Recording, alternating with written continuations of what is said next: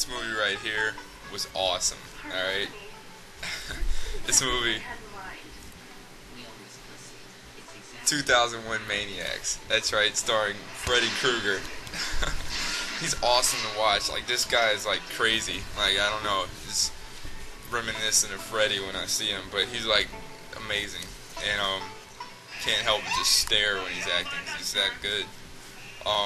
This movie was it was weird. It was about these college kids, and they started out with a worthless scene about them in class, and like, well, you guys need to redo your term paper over your spring break, because they were about to go on spring break. And so I'm thinking, alright, these guys are going to be struggling to complete this term paper over spring break, and then these maniacs are going to help them out. It's 2001 Maniacs. I thought they're going to have plenty of help doing their term paper, right? Spring break, some maniacs, they can do that. But it had nothing to do with their term paper. You didn't hear nothing else about their term papers the whole movie. They went driving, and like, a hitchhiker threw an armadillo at their windshield to get them to stop, I guess. I guess that's a popular tactic used by hitchhikers nowadays. Throw armadillos at the windshield, because there's no way that armadillo rolled over. It's not a person. It's not 6 feet tall. You can't roll over the windshield, but it did. This dude threw it at him, and they stopped for him, told him to get his sack, and then took off.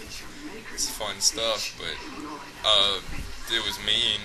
But anyways, it didn't matter, because yet again, another plot thing that didn't have anything to do with the rest of the movie. And so they kept driving, and they got to this thing. There was a detour sign, and they stopped and looked at it. I forgot, they talked about it for a minute, how the letters were cool looking and stuff. And said detour, so they took the detour. They were trying to get to Florida for spring break, because one of the dudes, like, his brother has a house down there, and they were renting it out, and they were going to get to Daytona. You know, it's Daytona spring break. I mean, it doesn't get much better than that. But they ended up detouring into this town called Pleasant Valley. Population 2001. That's right. And they get there, and they're like, they pull into the town, and like all 2001 of these maniacs just storm out cheering for them, have a hoedown. They just start dancing. That's dancing. I don't know. And you can hear it now, right? Probably. They start dancing around, and they tell them, "Oh, you're gonna stay here for spring break, or for the next couple days. We're having this guts and glory bash or something. I can't remember what they called it." And and of course Robert Englund with the Union or whatever you call that, the rebel flag eye patch. he was the mayor. He said something stupid like what's his name? Something's my name and mayor's my game. But he's it's funny regardless, because it's Freddy, you know. You remember how Freddy used to crack all those corny jokes and they were good. No, he pulls it off again in here, and he's just fun to watch. And they pull up, the three spring breakers, and before they were at a gas station, they bumped into this gay dude and these two girls in another car, and they were headed the same place for spring break. And well, they ended up taking the same detour, so now they're in Pleasant Valley as well. And they see him, and they're like, one of the goofy costumes, "We'll stay if you stay," loser. And so they decide to stay.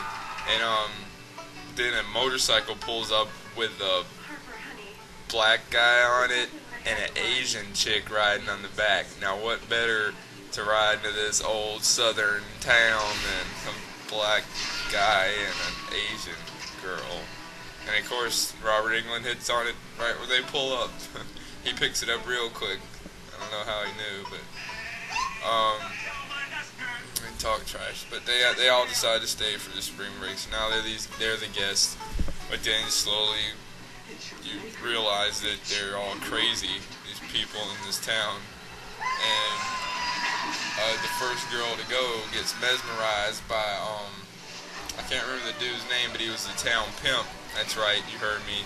this Pleasant Valley had a town pimp. This dude had the goofiest southern accent, but I guess it worked. So, because he picked this girl up, and he's talking to her. You see this tattoo on her butt. He like grabs her britches and pulls them down, and she got this tattoo of a Pegasus, Pegasus, the winged horse on her booty, and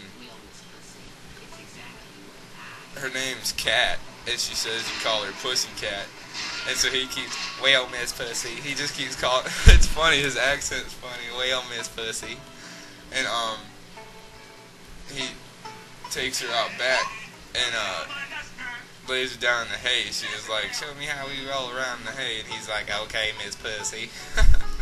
And so he blindfolds her, and she likes that. Oh, she loves that. And she wakes up. Well, when he takes it off, he's got these ropes around each her arms and her legs, all extremities, and there's horses on the other end. And I'm sure you know what's about to happen here. And so she's like, "This isn't exactly what I had in mind." He's like, "It's exactly what I had in mind, Miss Pussy." And then he like slaps one of the horses on the butt, and her arm gets yanked off. And then her leg goes off, and then another leg, and then her leg, and her other arm. No, she only got 2 legs. 2 legs and 2 arms. And then, she lays there, and then they have dinner that night, and, the lady giving a little blessing or whatever, she's like, alright, a little birdie told me he whispered in my ear that one of y'all's friends ain't gonna be making it to dinner, so we're gonna go ahead and eat. And then, like, the gay dude starts eating, and he's talking trash about her, and then he puts a piece of meat in his mouth, and you see the Pegasus drawn on it, so he's eating her butt meat, and it's cat butt. And so he eats it, and it's like shocker music, and you're like, oh, it's her butt. Oh well. And that's it for that scene. They scan away, and then more people start dying. I think one of the college kids, this girl pours acid. She tells him it's a beer bomb. Well, he just drinks with that. What is this, beer? And it's acid, and it like burns a hole through his stomach. And so the whole movie pretty much goes on with them getting killed off and eaten. And you know, actually I didn't see the ending. I just realized that I fell asleep last night watching it, like 10 minutes left. I don't even think any of them got away. I wish I could finish this off proper. I could watch it right now, but I don't know. I gotta go to work in like 5 minutes, so.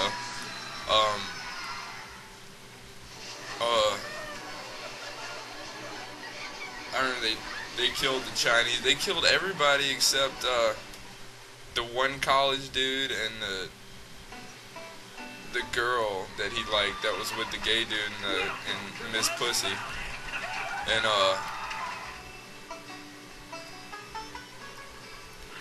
that was pretty much the story. These people were all crazy, and they were trying to cook up a meal for their yearly shebang-a-bang, and they used all these people that came. Like, I remember. Oh yeah, at the end, I remember they had the girl and the dude tied up, and they showed them they pulled off these silver platters, and all their friends and people's heads were in there, and I remember them giggling and laughing, and I think it ended, and that was it. It was like, played some rebel music or something, I don't know, and that was pretty much it. But I'm going to end this now, because I got to go to work, and that was pretty much the plot, just kill off everybody and eat them. I mean, once you figured that out, the movie was over. I don't know if the 2 got away. Doesn't really matter. They ate all their friends. What do you got? If you don't have friends, what do you have? That's real. Ballin'.